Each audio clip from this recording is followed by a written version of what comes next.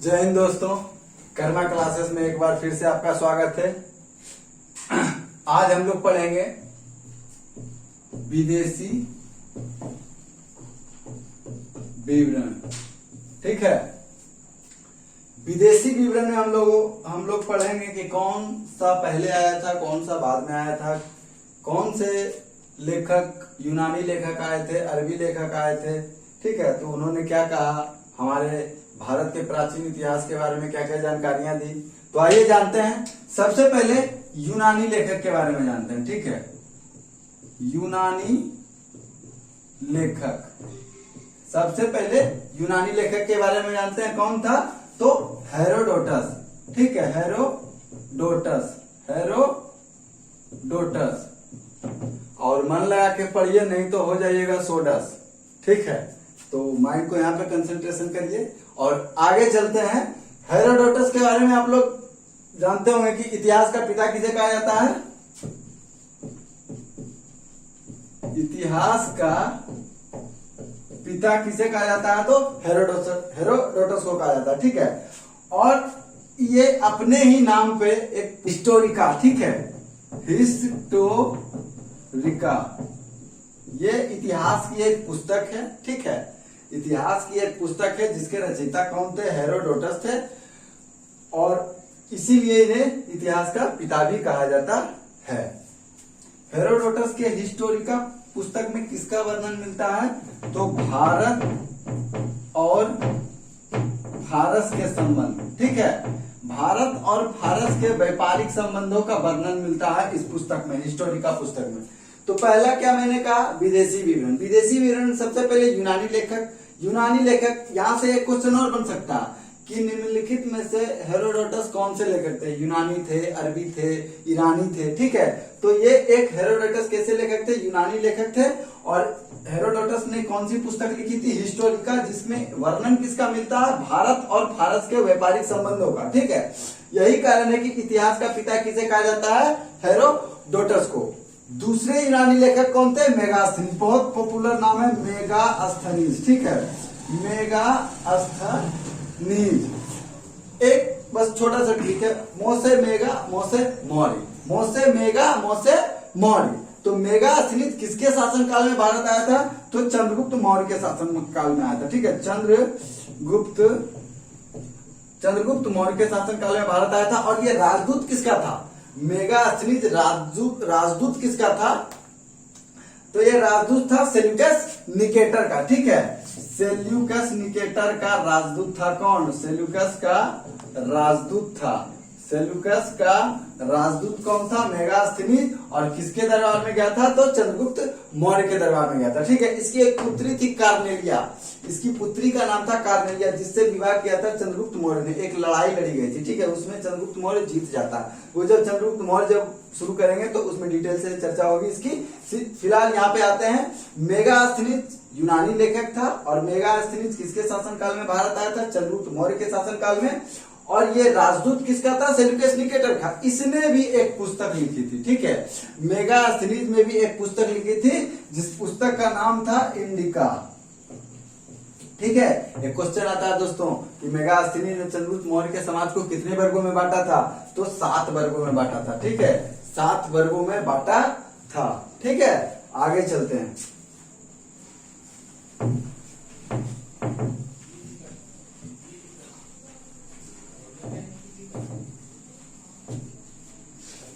एक और लेखक थे टॉलमी।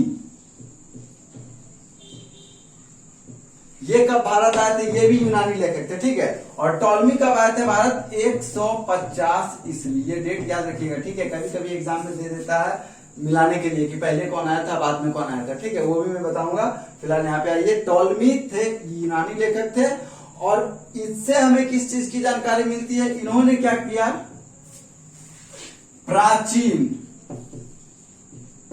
प्राचीन भारतीय भूगोल एवं वाणिज्य के बारे में जानकारी दी। ठीक है, टॉलमी भारत कब आए? 150 ईस्वी में आए, और इन्होंने क्या किया, प्राचीन भारतीय भूगोल एवं वाणिज्य के बारे में जानकारी दी। ठीक है, ये अभी मैंने 3 यूनानी लेखक बोला, हेरोडोटस, मेगास्थनीज और एक टॉलमी। ठीक है, ये तीनों कौन थे, यूनानी लेखक थे। हेरोडोटस की पुस्तक का क्या नाम था, हिस्टोरिका था, जिसमें भारत और फारस के व्यापारिक संबंधों का वर्णन किया गया। मेगास्थनीज किसके शासन काल में आए थे, चंद्रगुप्त मौर्य के शासन काल में भारत आए थे। और इन्होंने अपनी पुस्तक इंडिका में मौर्य समाज को 7 वर्गों में बांटा था, और ये राजदूत थे सेल्यूकस निकेटर के, और आए थे चंद्रगुप्त मौर्य के दरबार में। ठीक है, और टोलमी ने क्या बताया, प्राचीन भारतीय भूगोल और उसके वाणिज्य के बारे में जानकारियां दी। ठीक है, अब आते हैं रोमन लेखक के बारे में जानते हैं।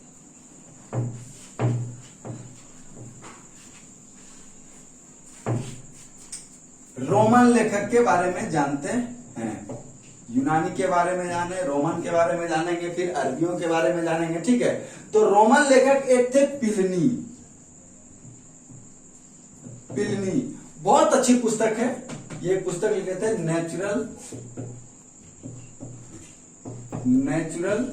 हिस्टोरिका। ठीक है, इससे बस 1 लाइन यही क्वेश्चन आता है, नेचुरल हिस्टोरिका किसकी पुस्तक है, तो प्लिनी की है। और प्लिनी कहाँ के लेखक के थे, तो रोमन के लेखक थे। और इस पुस्तक में नेचुरल हिस्टोरिका में किस चीज का वर्णन किया गया है, तो भारत और इटली के बीच होने वाले व्यापारिक संबंध, भारत और इटली के बीच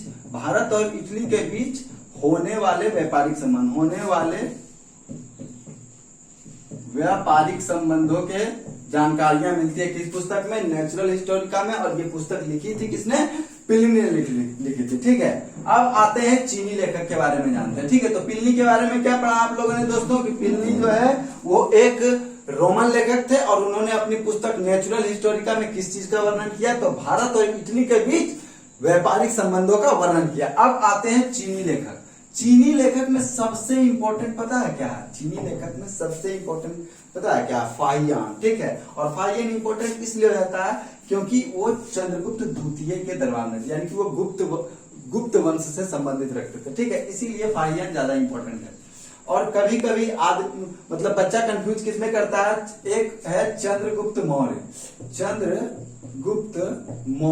ठीक है, और एक है चंद्रगुप्त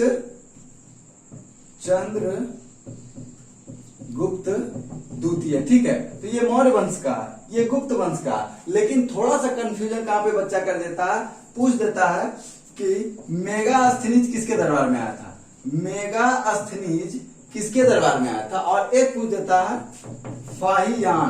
फाहियान किसके दरबार में आया था। ठीक है, तो बच्चा ये चंद्रगुप्त देख के कंफ्यूज रहता है, कभी फाहियान को चंद्रगुप्त मौर्य में घुसा देता है, तो कभी मेगास्थनीज को चंद्रगुप्त द्वितीय में।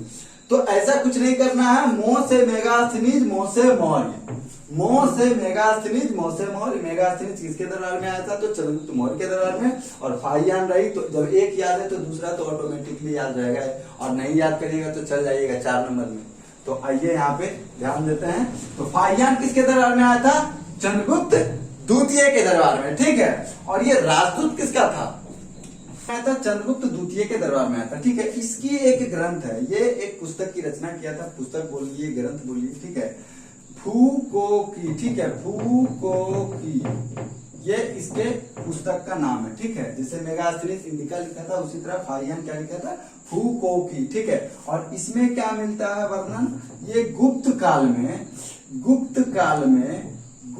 काल में भारत में होने वाले सामाजिक, आर्थिक और धार्मिक कार्यों का वर्णन करता है। ठीक है, फूको की किसकी रचना है, तो फाहियान की रचना है।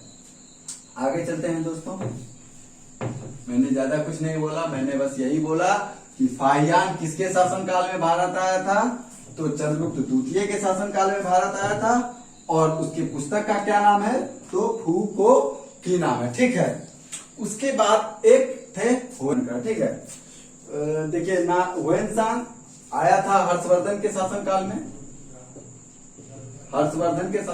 भारत आया था। कब आया था, ये 529 नहीं है, 629। ठीक है, 629 में आया था। एक साल इसको भटकने में लगा, पूरा भारत घूमने में लगा, भारत भ्रमण किया। उसके बाद 15 साल तक ये नालंदा विश्वविद्यालय में बौद्ध धर्म की जानकारियां प्राप्त किया और 645 में वह लौट गया। ठीक है, जाते जाते उसने एक ग्रंथ की रचना की, सीयू की, जिसमें कितने देशों का विवरण मिलता है? 138 देशों का विवरण मिलता है। ठीक है, एक मित्र था, ह्वेनसांग के एक मित्र थे जिसका नाम था वाट्स। ठीक है, अंग्रेजी में हम लोग वाट्स नहीं कहते हैं, वाट्स का मतलब क्या, तो वो नहीं, वाट्स। ठीक है, ये किसके मित्र थे? ह्वेनसांग के। और ये वाट्स के अनुसार क्या कहना था कि ह्वेनसांग जो है हमारे भारत देश को किस नाम से पुकारते थे? तो इंटू कहते थे। ठीक है, इंटू नाम से पुकारते थे। इंटू का अर्थ मतलब होता है अर्धचंद्राकार। तो ह्वेनसांग हमारे भारत को किस नाम से पुकारते थे? अर्धचंद्राकार पुकारते थे। और ये किसके अनुसार, कौन कहता था? तो वाट्स के अनुसार। ठीक है, वाट्स के अनुसार ह्वेनसांग हमारे भारत को किस नाम से पुकारते थे? इंटू नाम से पुकारते थे। ठीक है, एक क्वेश्चन और इंपॉर्टेंट है दोस्तों, थोड़ा सा नोटिस करिएगा।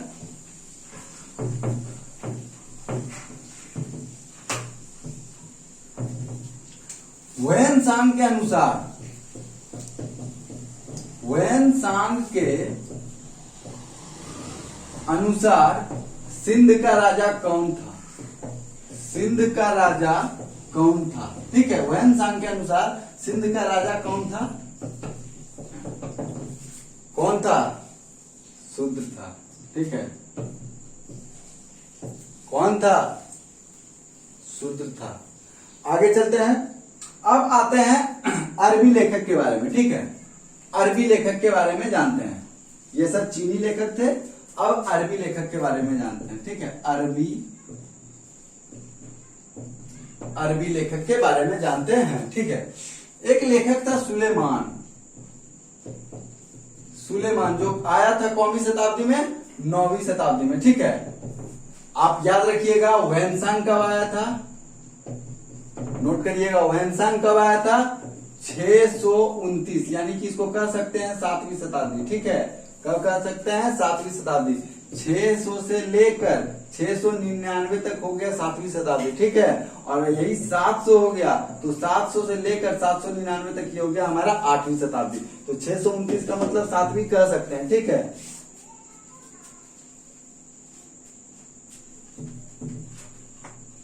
सुलेमान कब आया था भारत? तो 9वीं शताब्दी में आया था। ठीक है, और इसने किसके बारे में जानकारियां दी? तो आप लोग जानते होंगे, एक पाल वंश था। ठीक है, पाल वंश का संस्थापक कौन था? गोपाल था। ये भी जब आगे चलेंगे हिस्ट्री में बहुत मजा आएगा, बस बने रहिए कर्मा क्लासेस के साथ।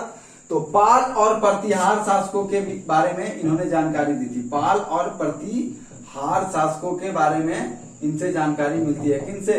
सुलेमान। ये अरबी लेखक थे और ये 9वीं शताब्दी में आए थे भारत। तो 9वीं शताब्दी में भारत आए थे और इन्होंने किस चीज की जानकारी दी? पाल वंश के बारे में जानकारी दी और प्रतिहार शासक के बारे में जानकारी दी। सबसे मोस्ट इंपोर्टेंट, अरबी लेखक में सबसे मोस्ट इंपोर्टेंट क्वेश्चन क्या है? अल बरूनी। आप लोग जानते होंगे अल बरूनी। ठीक है, ये किसके समकालीन था? ये महमूद गजनवी के समकालीन था। ठीक है, महमूद गजनवी के समकालीन था। इसी के साथ भारत आया था। ठीक है, और ये एक पुस्तक लिखा था। क्या लिखा था? किताब उल हिंद। किताब उल हिंद। ठीक है, अब आपका यहां से 2 क्वेश्चन बनता है। सबसे पहले तो अल बरूनी किसके साथ भारत आया था? तो महमूद गजनवी के साथ। या फिर किताब उल हिंद किसकी पुस्तक है? अल बरूनी की। इन दोनों में सबसे ज्यादा इंपॉर्टेंट क्या है दोस्तों कि किताब उल हिंद किस भाषा में लिखी गई थी? किस भाषा में लिखी गई थी? तो बहुत सारे बच्चे कंफ्यूज रहते हैं, कोई फारसी कहता है, तो कोई उर्दू कहता है, तो कोई अरबी कहता है, तो कोई क्या कहता है। ठीक है, ज्यादा कंफ्यूज होने की जरूरत नहीं है दोस्तों। सिंपल सा क्वेश्चन है, औ से अल बरूनी, औ से अरबी, और ये अरबी लेखक भी था। तो किताब उल हिंद किस भाषा में लिखा गया है? अरबी भाषा में लिखा गया। और किसने लिखा है? अल बरूनी ने लिखा। और अल बरूनी भारत किसके साथ आया था? तो महमूद गजनवी के साथ आया था। ठीक है, आगे चलते हैं दोस्तों।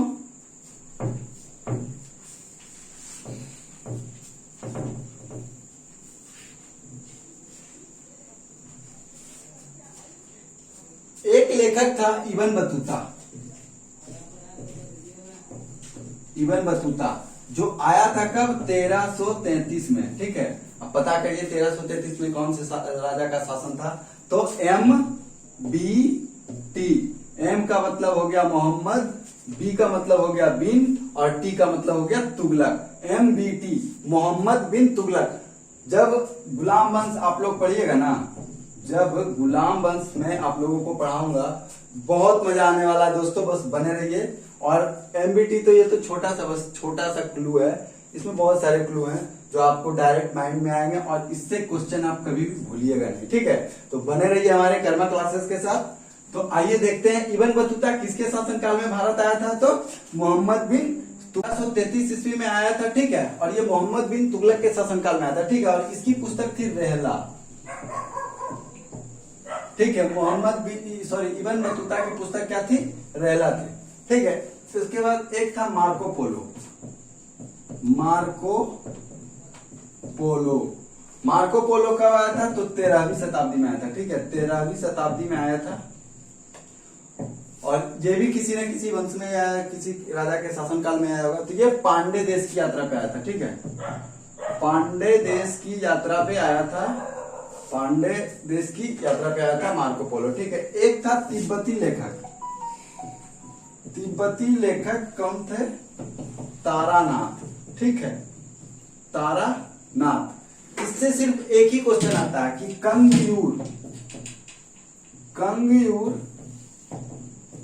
तंगयूर ये एक ग्रंथ है जिसके रचयिता थे तारानाथ। तो इसको सिंपल सा वे में याद कीजिए, ट्रिपल तो का मतलब क्या हो गया, तो से तिब्बती, तो से तारानाथ और तो से तंगयूर। तंगयूर के सिमिलरिटी कंगयूर बोलने में लगी रहा है, ठीक है। तो तिब्बती लेखक तारानाथ, लिखा क्या है, कंगयूर तंगयूर। याद करने के लिए इसको बस थोड़ा सा अपने मन में अपोजिट कर दीजिए, तंगयूर कंगयूर, ठीक है। ट्रिपल तो तिब्बती, तारानाथ, तंगयूर कंगयूर। आगे चलते हैं।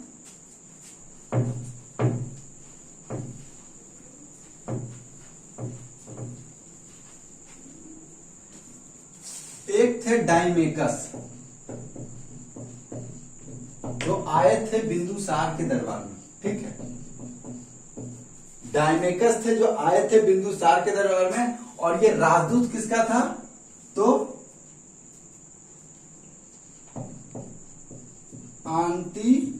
एंटियोकस का, ठीक है, एंटियोकस का, ठीक है। और एक थे डायोनिसियस, ठीक है। ये आया था अशोक के दरबार में, और ये किसका राजदूत था, तो टॉलमी फिलाडेल्फस का, ठीक है। टॉलमी फिलाडेल्फस का राजदूत था। मिस्र नरेश थे, ये मिस्र का राजा था, ठीक है, मिस्र का राजा था टॉलमी फिलाडेल्फस। इसका राजदूत था डायोनिसियस और आया था अशोक के दरबार में। एक और है संयुगन, आया था 518 ईस्वी में, ठीक है। और ये भारत में 3 वर्षों तक रहा था। और ये 3 वर्षों में इसने बौद्ध धर्म की एकत्रियां प्राप्त की। अब आपसे मैं भी अगर क्वेश्चन दे दे कि संयुगन किस धर्म से संबंधित था, तो जाहिर सी बात है बौद्ध धर्म का ज्ञान लेने के लिए आया था, तो बौद्ध धर्म को ही मानता होगा। तो संयुगन किस धर्म से था, तो बौद्ध धर्म से था। और 518 ईस्वी में भारत आया और ये 3 वर्षों तक रहकर क्या किया, बौद्ध धर्म की जानकारियां प्राप्त की, ठीक है। तो इतना ही विदेशी विवरण है, इससे ज्यादा कहीं क्वेश्चन नहीं आएगा दोस्तों। और इसमें ये दोनों इंपॉर्टेंट है कि डायोनिसियस किसके दरबार में आया था और डायमेकस किसके दरबार में आया था। तो डायमेकस आया था बिंदुसार के दरबार में और डायोनिसियस आया था अशोक के दरबार में, ठीक है। आशा करता हूं आपको ये वीडियो, ये क्लास अच्छा लगा होगा। अगर अच्छा लगे तो लाइक करें, शेयर करें, सब्सक्राइब करें। इसी के साथ आगे की क्लास में मिलते हैं। जय हिंद।